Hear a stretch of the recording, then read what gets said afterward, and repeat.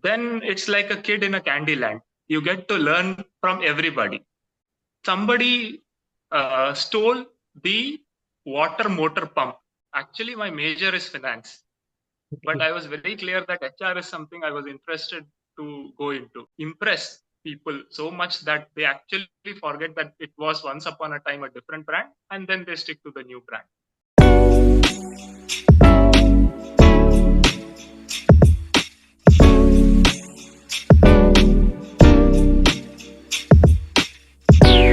So, hello everyone, welcome to the new episode of Kathorvani. And today we are excited to have Suresh Menon sir, a gold medalist from NIT Calicut and a top scorer from IIM Rohtak, as a guest speaker today. With extensive experience in technology and management, he has successfully navigated various roles in the leading organizations. Today he will share insights from his career journey, discussing the challenges he faced and the lessons he learned along the way. Thank you so much, sir, for joining us today. Thank you. The pleasure is mine. So let's dive into our conversation, and we'll be having the formal segment first. Sure. So you have been working in automobile industry for a long time. So can you share how your experience in the automobile industry sector has been before and after MBA? Just a bit of background. I did my BTech in production engineering and from NIT Calicut, and after that I got a campus placement in Maruti Suzuki. So I was in Gurgaon. I was in Manesa for 1 year and Gurgaon for 3 years. And the experience there was more on the technical side because the expectation was also on those lines that the technical skills are put to use. And it was a good platform. I started with something called utility projects. So it gave me an exposure to project management and the way people are to be handled. And it required the use of technical skills. So that was pre MBA. Post MBA, I joined TVS Sri Chakra Limited, which is into two and three wheeler tire manufacturing and sales. And the experience of MBA helped me understand how an executive and a manager have a nuanced difference in roles. A manager needs to take responsibility, needs to know the technical side, needs to know the people side, and needs to understand what is good for the business and take the decision. So the expectation is on the higher side as compared to somebody who is a technical expert. And of course, the softer part of your skill set is utilized more when you do an MBA. Yes, exactly. And sir, as you have worked in Maruti Suzuki, even I have got a chance to work there as an intern, and there Oh, that's we have Japanese people also, and a lot of diversity, obviously, in the manufacturing plants. And we have a lot of yes. diversity at IIMs too. So, how are your views on the diversity factor that IIM provides us? Gives a lot of opportunity to interact with our Japanese counterparts, and there is a lot to learn. I mean, whatever managerial concepts you study and which are originated in Japan, Yeah, actually they put them to use, yeah, and it's a great learning experience to work with the Japanese and their discipline, their dedication, and the way they go about their business is phenomenal. So that's something you get a lot to learn from. So coming to the MBA aspect, in IIM, again, you get a lot of diversity in terms of people coming in from different industries, people with varied level of experiences in terms of work ex as well as what roles they've been handling. So when you get that kind of a diverse mix, then it's like a kid in a candy land. You get to learn from everybody. yeah. Whoever you interact with has something to offer which you can pick up and you can actually use in your day-to-day life.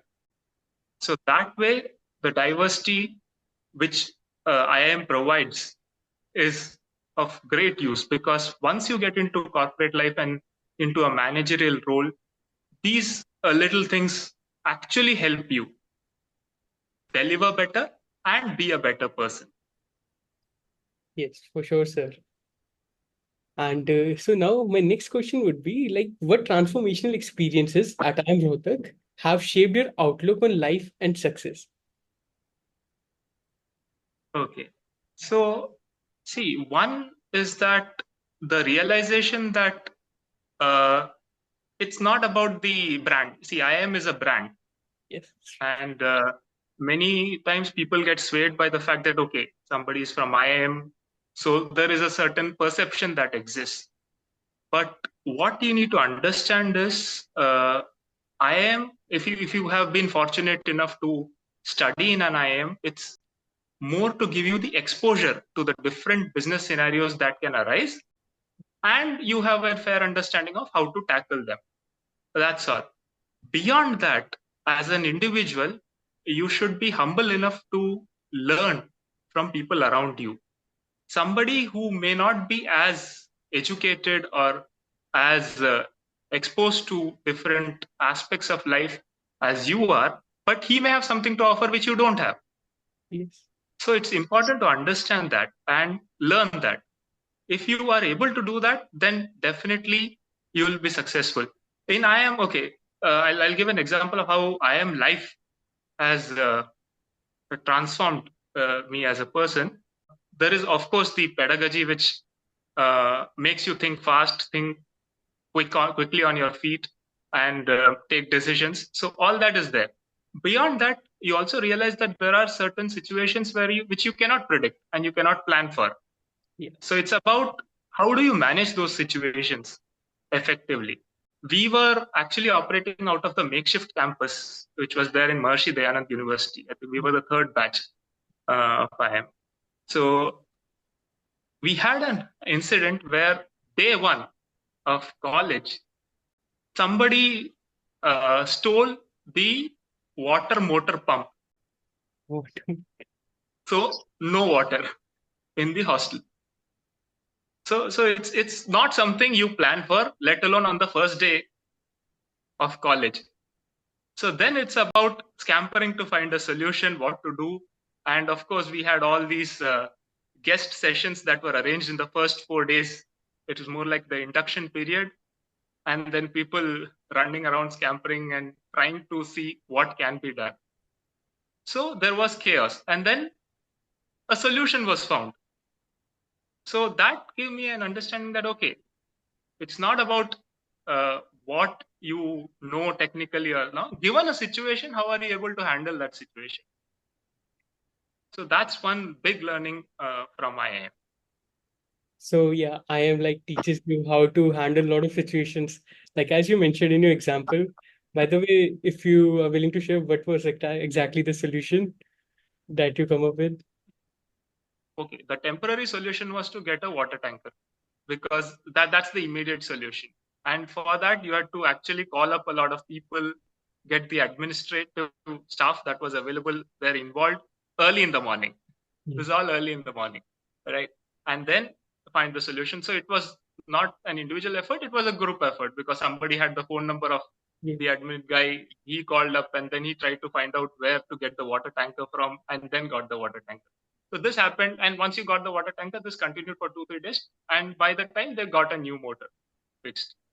So it was a simple solution. But then it was not an expected problem. Yeah. So how people reacted and how people tried to solve it was a good learning. So, like moving on to our next question, sir. So, you have had experiences in a lot of domains. So, what were the major learnings you derived from that? Like you have worked in HR also, in finance, Yeah. in marketing, so product management. So, what have been your learnings through that? Actually, my major is finance, but Okay. I was very clear that HR is something I was interested to go into. So I fortunately I got an opportunity in HR with TVS, and I worked in HR for 2.5 years. And HR again, it teaches you that you need to understand people because at the end of the day, you're working with people, independent of which function you're handling, what role you're handling. You are interacting with people day in and day out. So you need to know how to deal with people. And that's something HR teaches you because it gives you the opportunity to interact across functions, across designations. So you are interacting with the MD of the company, with the CEO, and with the technical staff on the ground. So you get to understand what is their view of the whole situation, and then how do they respond. Yeah. And that is a learning. So that's from an HR point of view. After that, there was this business transformation project that came about. So I was part of that team. Again, it was more on a technical side, and it was more to do with ensuring that you have projects in place which can help the organization grow exponentially. Yeah. So it was more like a task force kind of thing that we had. We had projects, we had tighter deadlines, and we had very clear objective that it's not incremental change that we are looking at, it's exponential.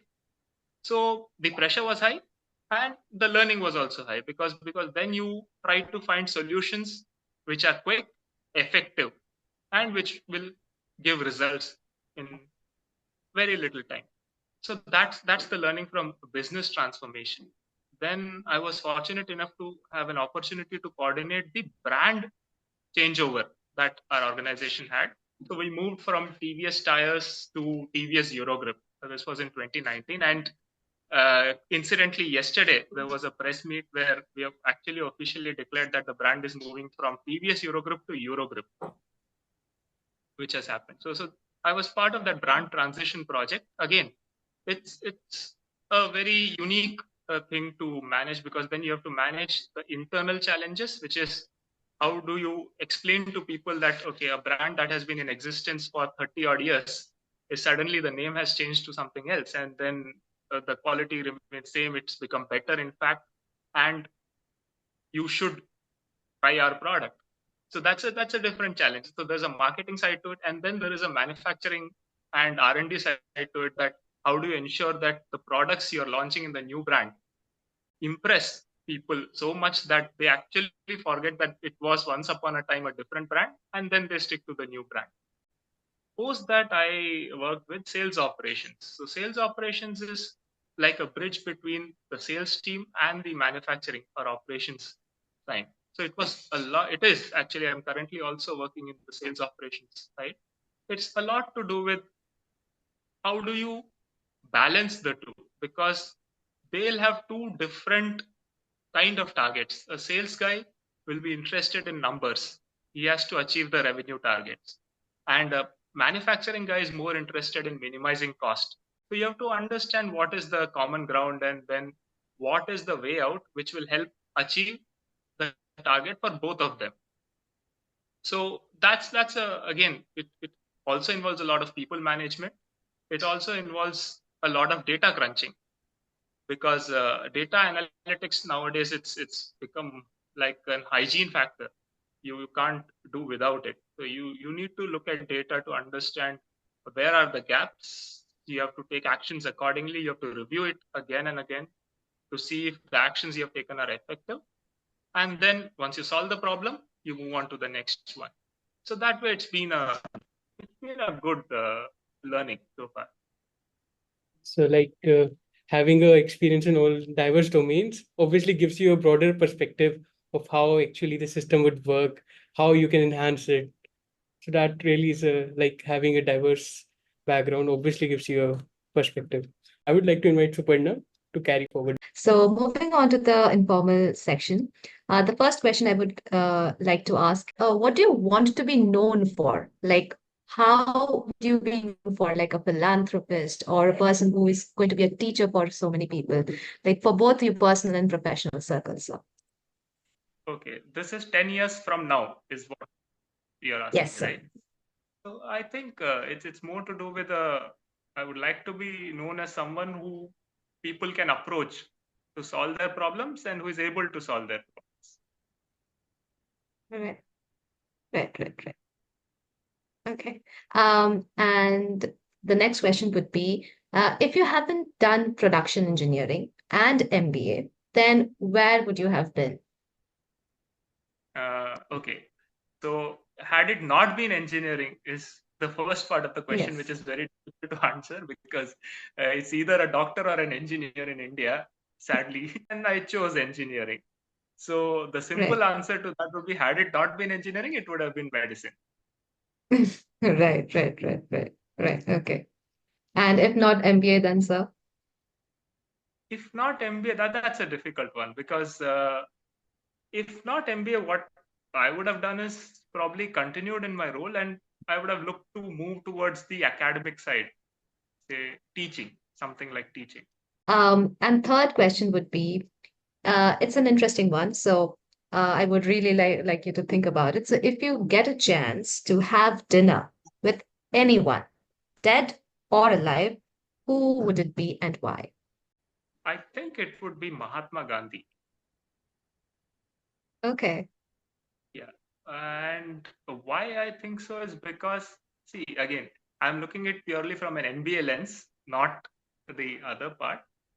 See, if you take Yeah. the aspect out that he's the father of the nation, and the respect that we give him, he was an excellent people manager.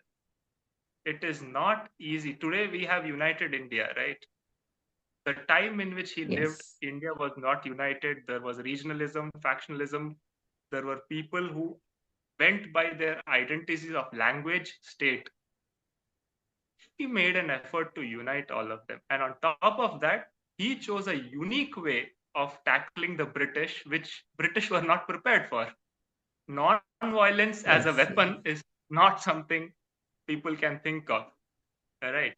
So Yeah. it would have been intriguing, I mean, to interact with him and understand what made him do that and how does he go about it. Exactly. So now I would love to invite my peer Fatima Naslin to go forward with her section. So now we will start with the rapid fire round. So I will give you a word and you have to tell us the first thing that comes to your mind after hearing it. So the Okay. first word is Antakshari. Okay. I've hosted one in IIM Rohtak. So Yes, sir. Yes. and it's really something. You see, I don't sing, so that's one interesting part of it.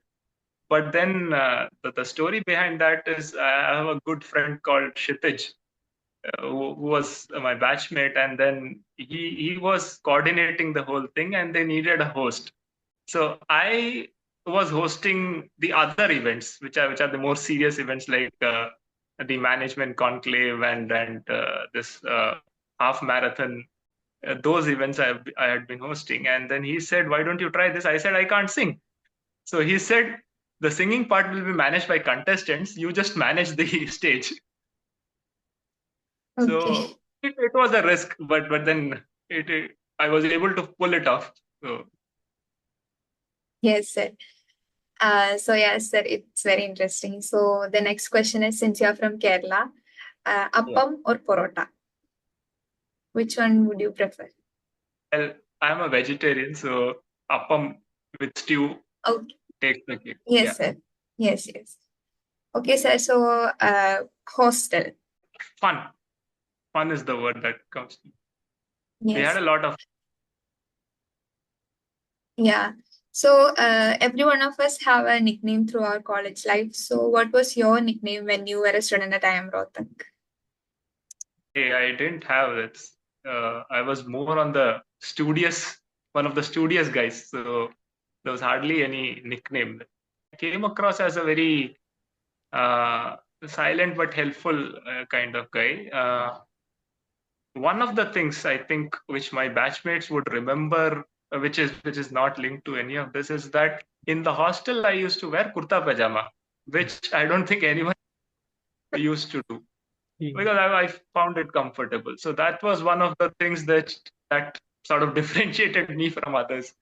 Yes. Yes, sir. If your life was a movie, then which actor would you like to play your character? Ranbir Kapoor. Okay, sir. Any particular reason behind it?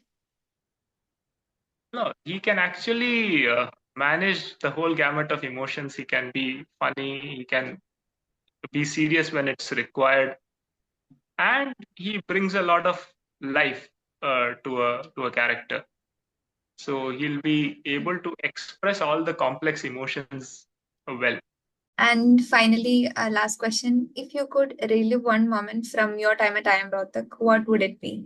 So there were a group of about seniors plus juniors put together, around 11 Malayalis in the whole batch. So we said, okay, Onam is approaching, and there is this culture in other colleges that they celebrate.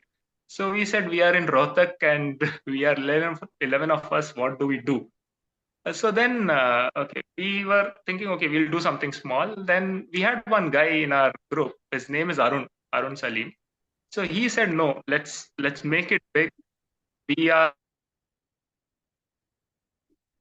like the third batch. Whatever we do, there's a chance that this will become a legacy. So we said, okay, let's make it big. So we did all the arrangements. He actually took a lot of initiative. We got a cook, and then we had a proper Onam Sadhya in IIM, and that was the first time I think that was done. And all of us came together. We did our part in that, and then that actually triggered off a series of events. So after Onam, I think the next festival was, I think, one of the other states had a function. So they said, okay, let's do that.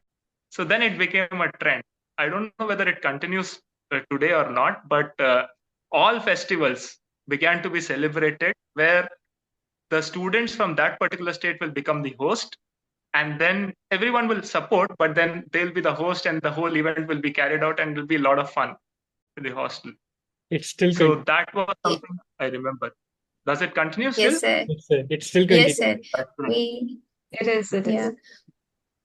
We had a Onam Sadhya for the entire campus, and we put out a floral carpet. We had tug of war. It was we celebrated it properly. Yeah, that's great. That's great. It happened for the first time in 2012.